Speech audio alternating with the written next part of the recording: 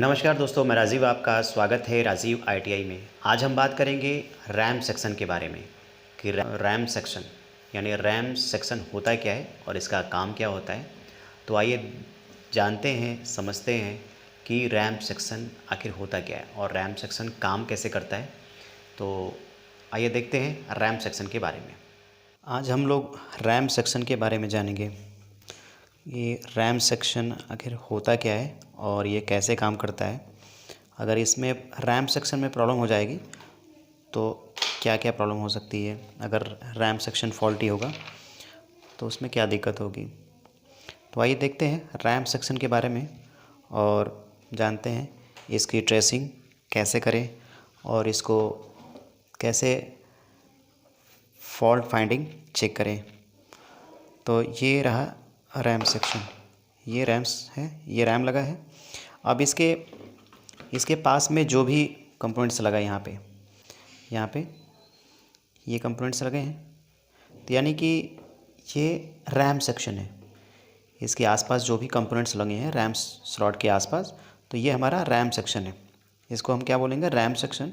तो इसको हम देख लेंगे कि कैसे ये पावर सप्लाई से मॉसफेट और कॉइल कैपेसिटर से होते हुए रैम स्लॉट पे कनेक्टिविटी शो कर रहा है। तो इसको हम पहले डायग्राम के थ्रू, सर्किट के थ्रू समझ लेते हैं और क्योंकि ईजी रहेगा। अगर हम लोग सर्किट के थ्रू समझ लेंगे तो ईजी रहेगा और सर्किट के हिसाब से, सर्किट के थ्रू उसके बाद हम लोग ट्रेसिंग कर लेंगे फिज़िकली ट्रेसिंग करने के बाद हमें ये क्लियर हो जाएगा कि नहीं, ये अगर रैम सेक्शन में प्रॉब्लम होगी तो हम इसे कैसे ट्रेस कर सकते हैं। तो आइए देखते हैं रैम सेक्शन का जो भी ट्रेसिंग, ठीक है। और आगे हम लोग ये भी देखेंगे कि कौन से स्लॉट पे, यानी कौन से रैम है, DDR1, DDR2, DDR3, तो ये कौन से किस स्लॉट पे लगेगा, कहाँ कहाँ लगेगा, कैसे लगेगा। तो ये उसके बारे में भी हम आगे जानेंगे आगे वीडियो में कि इसका कौन से स्लॉट पे कौन सा लगेगा, कितने वोल्ट का लगेगा, DDR1 कहाँ लगेगा, DDR2 कहाँ लगेगा, DDR3 कहाँ लगेगा। तो आगे हम लोग इसके बारे में पढ़ेंगे और समझेंगे। तो आज के लिए ये है कि सिर्फ रैम सेक्शन, यानी रैम सेक्शन क्या होता है और ये कैसे काम करता है, ठीक है। अगर वो रैम सेक्शन में फॉल्ट फाइंडिंग हो जाएगी तो हम उसको कैसे पहचानेंगे और हम कैसे उसे सॉर्ट आउट कर सकते हैं, फाइंड करके कि नहीं रैम सेक्शन में एक्चुअली कहाँ पे प्रॉब्लम है। तो आइए पहले देखते हैं सर्किट डायग्राम, उसके सर्किट के हिसाब से समझते हैं हम लोग। रैम सेक्शन में क्या होता है कि सबसे पहले चीज़ इम्पॉर्टेंट होती है पावर सॉकेट, यानी ATX पोर्ट। तो पहले हम लोग ATX पोर्ट बना लेते हैं।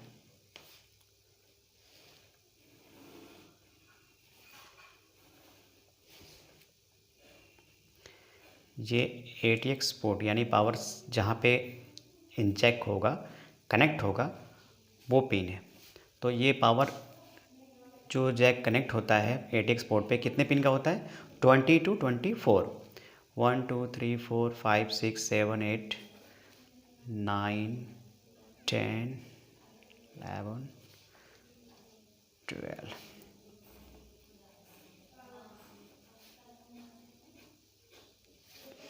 One two three four five six seven eight nine 10 11 12 24। तो ये क्या है, ये हमारा ATX पोर्ट। ये ATX, ये हमारा ATX पोर्ट हो गया। ये क्या है, ATX पोर्ट जिस पे पावर कनेक्ट होगा।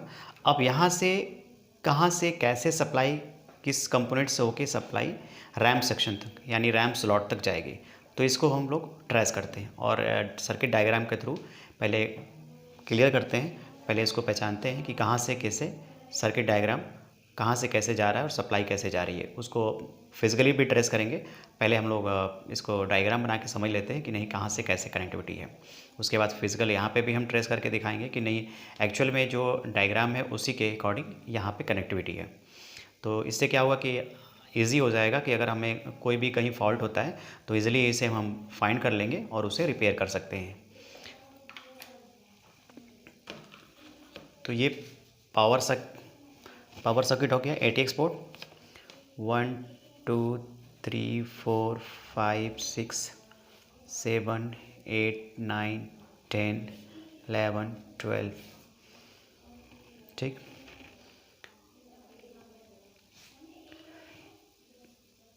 तो ये हो जाएगा 13 14 15 16 17 18 19 20 21 22 23 24। ठीक, ये हो गया। किसी किसी में ये 20 पिन होता है, ये एक्स्ट्रा एक्सटर्नल रहता है, ये एक्स्ट्रा जोड़ने के लिए होता है, यानी एक्स्ट्रा पे रहता है। तो किसी किसी बोर्ड में 20 पिन होता है, किसी किसी में 24 पिन होता है। अब यहाँ से कनेक्शन कहाँ जाएगी, यहाँ से कितने पिन नंबर, अगर ये पिन नंबर 5 वोल्ट चाहिए इसको, रैम सेक्शन के लिए कितना वोल्ट चाहिए, 5 वोल्ट। तो 5 वोल्ट कितना है पिन नंबर 4 पे, पिन नंबर 4 पे कितना आएगा 5 वोल्ट।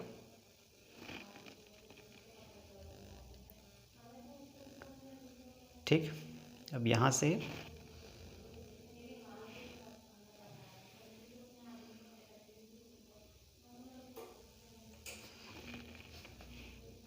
कॉइल से होते हुए ये कहाँ जाएगी, मॉसफेट बना लेते हैं। ठीक, अब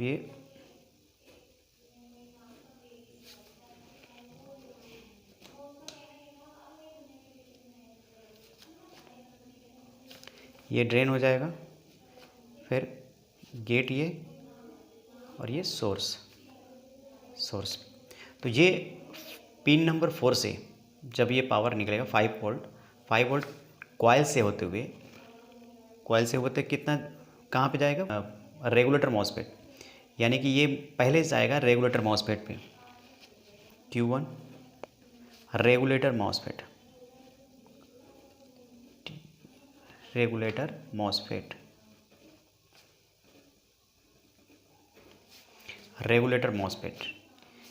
ठीक, Q1, यानी कि 4 पिन नंबर 4 से पावर जो निकलेगा कॉइल से होते हुए कहाँ जाएगा, रेगुलेटर मॉसफेट के सोर्स पे, फिर सोर्स से इन होगा, और ये कितना वोल्ट आएगा 3.3 और 5 वोल्ट, दो तरह का वोल्ट बनेगा। अब ये 3.3 और 5 किस कंडीशन वोल्ट बनता है, ये 3.3 जो वोल्ट बनता है ये पुराने मदरबोर्ड में 10-15 साल पहले के, और ये 5 वोल्ट अब बनता है, यानी कि नए मदरबोर्ड में 5 वोल्ट। ठीक, अब ये कहाँ आएगा, सोर्स पे, किसके, रेगुलेटर मॉसफेट के सोर्स पे इन होगा और ड्रेन से आउट हो जाएगा। ड्रेन से आउट होके कहाँ जाएगा, मेन मॉसफेट।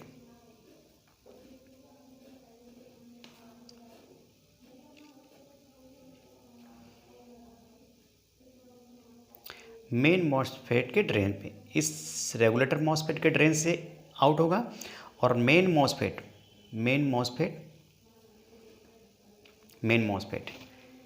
यानी कि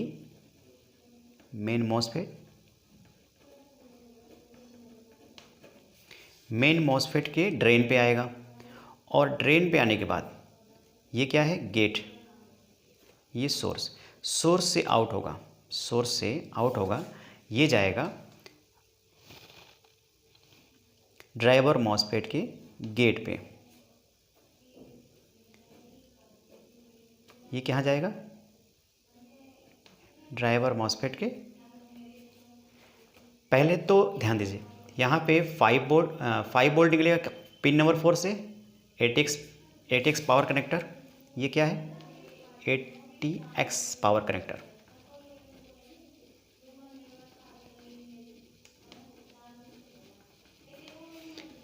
कनेक्टर, अब पिन नंबर 4 से 5 वोल्ट निकलेगा कॉइल से होते हुए 3.3 पुराने मदरबोर्ड में, 5 वोल्ट नए मदरबोर्ड में। तो ये पहले कहाँ आएगा, सोर्स पे, रेगुलेटर मॉसफेट के, यानी पहले क्या लगा होगा, रेगुलेटर मॉसफेट के सोर्स पे इन होगा और ड्रेन से आउट होगा, फिर ये आउट होके मेन मॉसफेट के ड्रेन पे आएगा। ठीक, और सोर्स से आउट होगा, सोर्स से आउट होने के बाद ये क्या है, ड्राइवर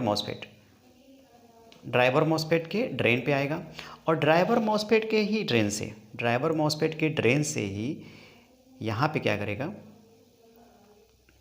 कैपेसिटर और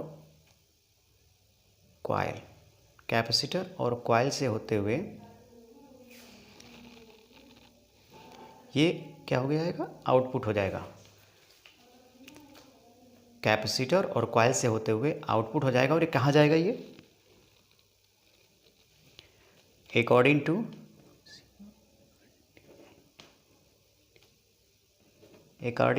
RAM, according to RAM slot, RAM slot.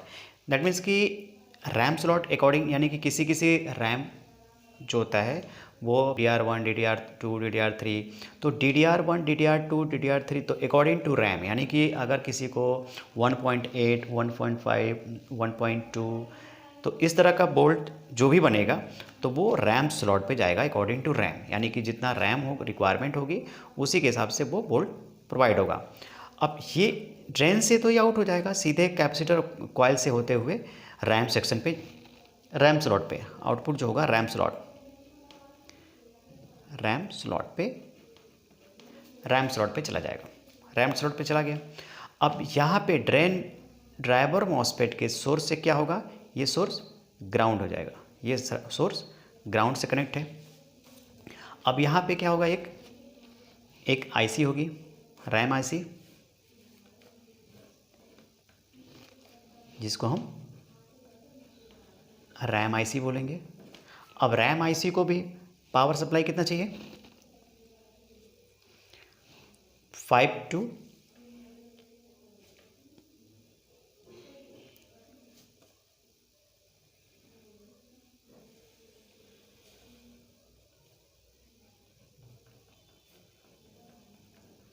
12 volt, 5 to 12 volt, ठीक है। पावर सप्लाई कितना चाहिए इसको, रैम आईसी को 5 to 12 वोल्ट। अब यहाँ से गेट को इनेबल करने के लिए आईसी से ही सप्लाई जाएगा, ठीक है।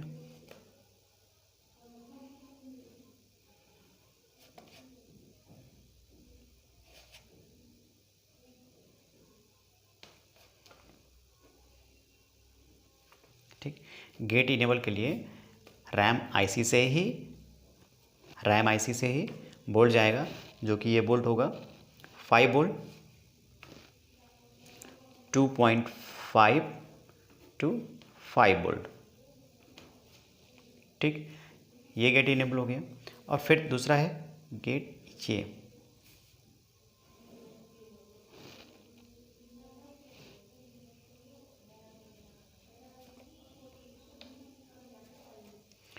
टू 5 वोल्ट, ठीक, 5 वोल्ट हो जाएगा। यहीं से इसको भी गेट इनेबल के लिए जाएगा। ये बीच में लगा होता है रजिस्टर, 2.5 वोल्ट और 5 वोल्ट। गेट यानी गेट ये सोर्स, ये ड्रेन, गेट सोर्स, ये ड्रेन और ये सोर्स और गेट। तो ये देखो पहले कि 4 पिन पावर कनेक्टर से, यानी ATX पावर कनेक्टर से पिन नंबर 4 से ये पावर जाएगी। और पावर कहाँ से, कॉइल से होते हुए 3.3 और या 5 वोल्ट रेगुलेटर मॉसफेट के सोर्स पे इन होगी, और रेगुलेटर मॉसफेट के ड्रेन से आउट होके मेन मॉसफेट के ड्रेन पे इन होगी, और सोर्स से आउट होके ड्राइवर मॉसफेट के ड्रेन पे इन होके यहाँ से ही ड्राइवर मॉसफेट के ड्रेन से ही कैपेसिटर और कॉइल से होते हुए रैम स्लॉट के चली जाएगी। अकॉर्डिंग टू रैम, जितना रैम को वोल्ट चाहिए वो यहीं से क्लियर चला जाएगा। और ये ड्राइवर मॉसफेट का जो सोर्स है वो ग्राउंड हो जाएगा, ठीक, ग्राउंड हो गया। अब ये जो बीच में लगा होता है रजिस्टर लगा होता है, ये रजिस्टर लगा होता है, जो कि आगे भी हम पढ़ेंगे बेसिक इलेक्ट्रॉनिक में रजिस्टर का क्या काम है। अब रैम सेक्शन में अगर खराबी होती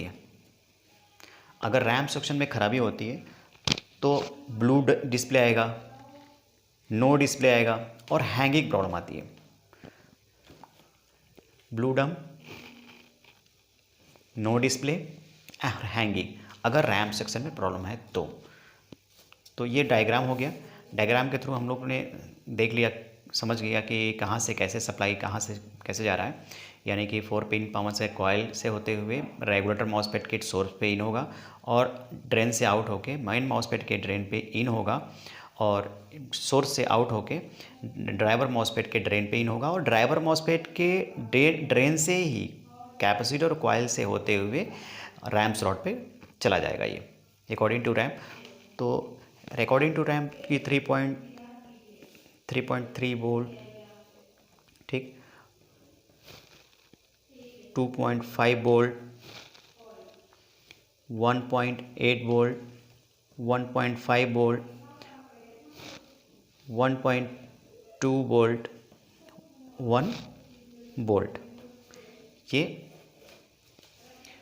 रैम स्लॉट पे बोल्ट होते हैं। तो इसके बारे में हम आगे समझेंगे कि ये रैम स्लॉट पे कितने, कौन से रैम कितने बोल्ट होंगे। तो आइए देखते हैं, फिर सर्किट के हिसाब से समझ लिया। अब डायरेक्ट बोर्ड पे इसकी ट्रेसिंग करके देख लेते हैं कि इसकी ट्रेसिंग जो है एक्चुअल में इस पिक्चर के हिसाब से, इस सर्किट के हिसाब से, डायग्राम के हिसाब से है या नहीं है।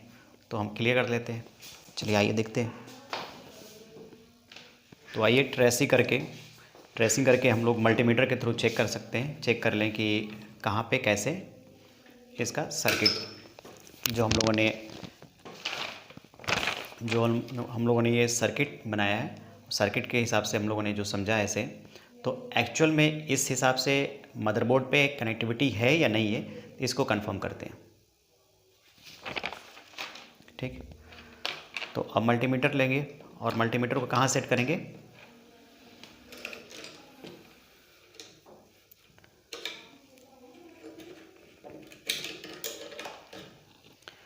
मल्टीमीटर को हम सेट करेंगे कनेक्टिविटी पॉइंट पे, ठीक। अब कनेक्टिविटी पॉइंट पे सेट करने के बाद, ठीक है, बीप आ रहा है। अब इसमें पहचानेंगे कैसे कि पिन 1 2 3 कहाँ से है। तो इसमें क्या है कि एक लाइन दिया होता है, एक इस साइड या इस साइड, इस साइड या इस साइड एक लाइन दिया होता है। तो उसको टच करने से समझ में आता है कि नहीं, ये पिन नंबर 1 होगा। यहाँ से देखो, यहाँ पे एक डॉट टाइप का है, लाइन है, और ऐसा लाइन इधर नहीं होगा, इस साइड लाइन कोई नहीं है। तो ये लास्ट है और ये जो लाइन दिया है ये फर्स्ट है। तो हमने क्या कहा कि पिन नंबर 4 से 1 2 3 4, ये तो क्लियर है कि रैम सेक्शन यानी रैम स्लॉट के आसपास ही रैम सेक्शन होगा। रैम स्लॉट है तो इसके आसपास जो कंपोनेंट्स लगे ये रैम सेक्शन है। तो अब इसको पहचाने कैसे, ट्रेस कैसे करेंगे, तो ट्रेस हमने जो डायग्राम बनाया है उसी के हिसाब से करेंगे। पिन नंबर 4 से कॉइल से कैपेसिटर होते हुए ये कहाँ पे जाएगा, ये रेगुलेटर मॉसफेट, यानी कि रेगुलेटर मॉसफेट के सोर्स पे, फिर ड्रेन से आउट होगा, फिर मेन मॉसफेट के ड्रेन पे आएगा, मेन मॉसफेट के सोर्स से आउट होगा, ड्राइवर मॉसफेट के ड्रेन पे आएगा, यहाँ कैपेसिटर और कॉइल से होते हुए रैम स्लॉट को चला जाएगा। ठीक, अभी रैम आईसी का क्या काम है, जो गेट होता है उसे इनेबल का काम करना आता है। गेट को रैम आईसी जो क्या काम करती है, जो मॉसफेट का गेट है यानी ड्राइवर मॉसफेट, फिर मेन मॉसफेट और रेगुलेटर मॉसफेट, ड्राइवर मेन, तो ये सबके गेट को इनेबल करने का काम करता है कौन, रैम आईसी। ठीक, अब अगर गेट इनेबल नहीं होगा तो जाहिर सी बात है रैम आईसी की प्रॉब्लम होगी। तो रैम आईसी को ट्रेस कर सकते हैं। गेट अगर इनेबल नहीं होता है यानी पावर नहीं आती तो जाहिर सी बात है रैम आईसी दिक्कत है किसी भी गेट पे। तो फिर अगर अगर ये फॉल्टी है तो आगे सप्लाई नहीं आएगा, ये फॉल्टी है तो आगे सप्लाई नहीं जाएगा, अगर ये फॉल्टी है तो आगे सप्लाई नहीं जाएगा। इस तरह हम 1 बाय 1 यानी regulator MOSFET, driver MOSFET, drain regulator MOSFET, main MOSFET और ड्राइवर मॉसफेट, इस तरह हम एक एक 1 बाय 1 चेक करके क्लियर कर सकते हैं स्टेप बाय स्टेप कि नहीं हाँ एक्चुअली में प्रॉब्लम कहाँ पे है, रेगुलेटर मॉसफेट, मेन मॉसफेट या ड्राइवर मॉसफेट या रैम आईसी पे। तो इसके थ्रू हम लोग ट्रेसिंग करेंगे, ट्रेसिंग डायग्राम के थ्रू। तो ये हमारा डायग्राम हो गया और हम ये अब यहाँ से निकल के सप्लाई क्या होता है रैम स्लॉट पे जाएगा और अकॉर्डिंग टू रैम जितना जिसको बोल्ट चाहिए उतना बोल्ट उसको मिलेगा रैम स्लॉट पे।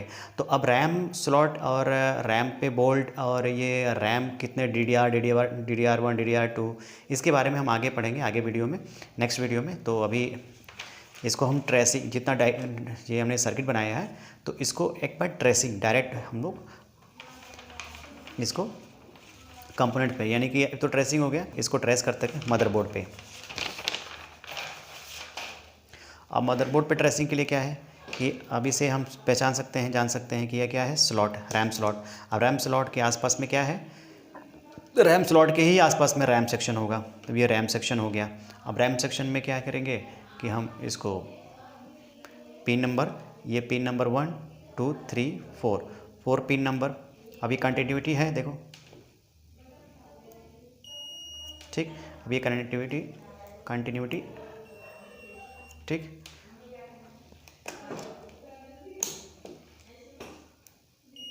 ठीक। अब यहाँ पे 1 2 3 4 पिन नंबर 4 पे गया, 4 पे हमने इन कर दिया। अब कहाँ पे आएगा, रेगुलेटर मॉसफेट, यानी कि रेगुलेटर मॉसफेट के सोर्स पे। ठीक। अब रेगुलेटर मॉसफेट देखना पड़ेगा कि सोर्स कौन सा है। ठीक। अब ये सोर्स को हम कैसे चेक करेंगे, ये ड्रेन है तो यह कनेक्टिविटी नहीं है, सोर्स पे कनेक्टिविटी होगा। यहाँ पे भी देख लेते हैं, यहाँ ड्रेन है तो यहाँ पे भी नहीं है, यहाँ पे मॉसफेट है।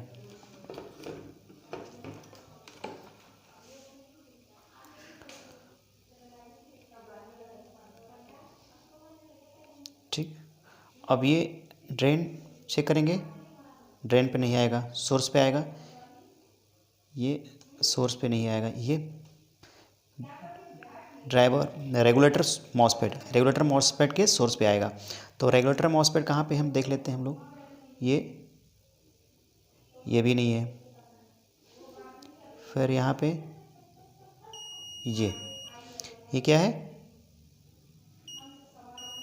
बिफोर है।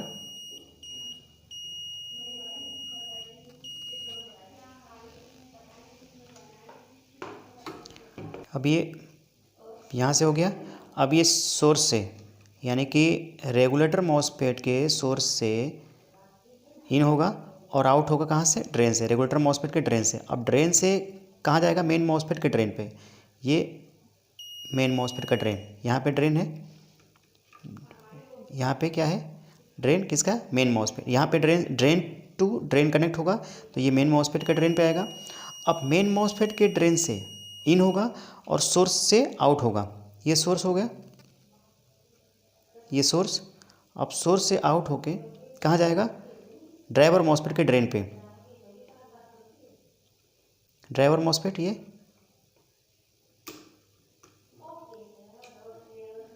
सोर्स से, ड्रेन से इन होगा, सोर्स से आउट होगा, जो कि ये ड्राइवर मॉसफेट का ड्रेन पे आएगा, ड्राइवर मॉसफेट के ड्रेन पे।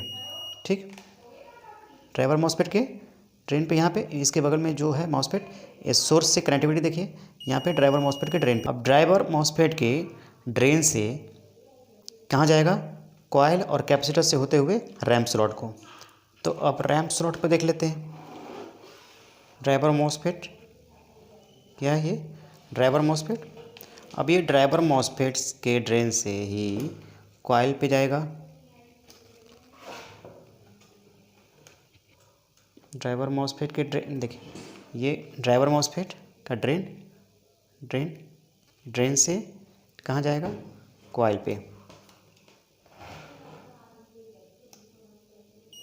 कॉइल पे आ गया, ये कॉइल पे आ गया।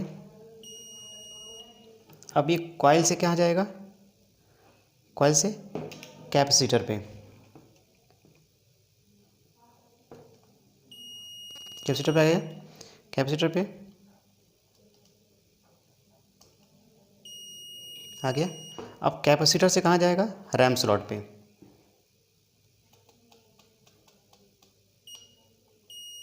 ठीक। ये क्या है, रैम स्लॉट, ये रैम स्लॉट पूरा है, ये पूरा रैम स्लॉट है, 2 लाइन है, दोनों लाइन यहाँ पे है, देखो 2 लाइन है यहाँ पे। ये कहाँ पे कनेक्टिविटी है, कॉइल से आया, कॉइल से कैपेसिटर, कैपेसिटर से रैम स्लॉट पे, ठीक, क्लियर। ये रहा हमारा मैनुअल ट्रेसिंग, ठीक। अब क्लियर कर दे रहा हूँ कि पहले पिन नंबर 4 से आउट होगा, कहाँ जाएगा, ये रेगुलेटर मॉसफेट, रेगुलेटर मॉसफेट के सोर्स पे इन होगा, रेगुलेटर मॉसफेट के ड्रेन से आउट होगा, और ये जहाँ कहाँ जाएगा, मेन मॉसफेट के ड्रेन पे, मेन मॉसफेट के ड्रेन से इन होगा, सोर्स से आउट होगा, और सोर्स कहाँ कनेक्ट होगा, ड्राइवर मॉसफेट के ड्रेन पे, ड्राइवर मॉसफेट के ड्रेन से कनेक्ट होगा कॉइल और कैपेसिटर, कॉइल कैपेसिटर से होके फिर रैम स्लॉट पे।